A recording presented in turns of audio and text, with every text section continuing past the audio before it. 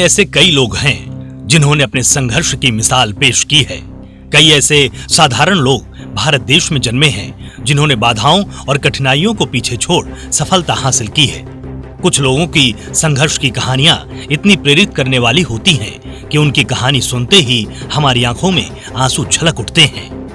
कुछ लोग ऐसा सोचते हैं कि एक साधारण आदमी कुछ हासिल नहीं कर सकता, परंतु ये कहने से पहले हम ये नहीं सोचते हैं कि सफलता की सीढ़ी पर बैठा हुआ आदमी भी किसी न किसी प्रकार वहां पहुंचा होगा। वह भी एक मनुष्य है।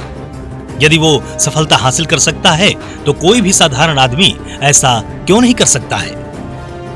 आए दिन रोज हम एक नया सपना देखते हैं कि हम ये करेंगे, ऐसे करेंगे इत्यादि, परंतु उनमें से कुछ लोग ऐसे होते हैं जो सपने को पूरा करने के लिए उसमें अपनी जान डाल देते हैं। इसी पर एपीजे अब्दुल कलाम ने कहा भी है कि सपने वो नहीं होते जो नींद में देखे जाते हैं, सपने वो होते हैं जो आपको नींद ही नहीं आने देते हैं।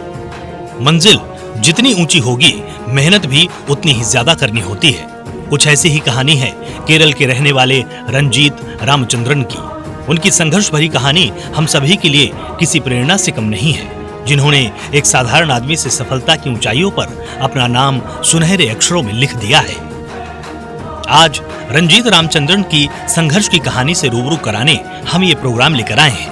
रंजीत रामचंद्रन की संघर्ष की कहानी उन कहानियों में से एक है जो हमें प्रेरित तो करती है, परंतु कहीं ना कहीं हमें भावुक भी कर देती है और जिंदगी में कुछ करने पर जोर देती है।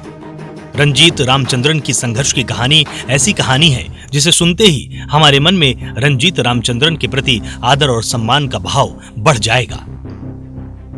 रंजीत रामचंद्रन का प्रत्येक दिन अंतहीन संभावनाओं के साथ शुरू होता है, लेकिन रामचंद्रन की रातें महत्वाकांक्षाओं, आशाओं और विशाल सपनों से भरी थी।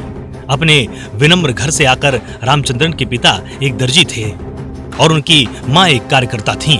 रामचंद्रन ने कासरगोड के पनाथुर में एक बीएसएनएल टेलीफोन एक्सचेंज में एक रात के चौकीदार के रूप में काम किया और एक जिला college Saint Pius X college में अपनी अर्थशास्त्र की डिग्री भी हासिल की। अपनी स्नातक की पढ़ाई पूरी करने के बाद रामचंद्रन आईआईटी मद्रास चले गए। उसने अध्ययन करना मुश्किल पाया क्योंकि वो केवल मलयालम में धारा प्रवाह थे। वो निराश हो गए और उन्होंने पीएचडी छोड़ने का फैसला किया। उनके गुरु और मार्गदर्शक ने तब उन्हें आश्वस्त किया और अपने लक्ष्य के बारे में निर्धारित होने के लिए राजी किया।